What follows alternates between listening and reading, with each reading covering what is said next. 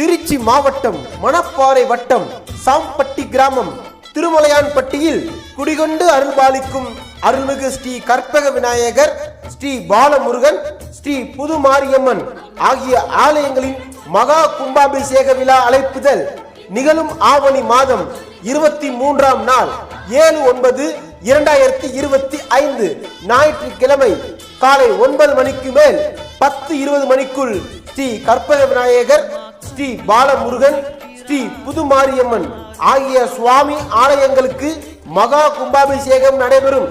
அதனைத் தொடர்ந்து மாபெரும் அன்னதானம் நடைபெறும்.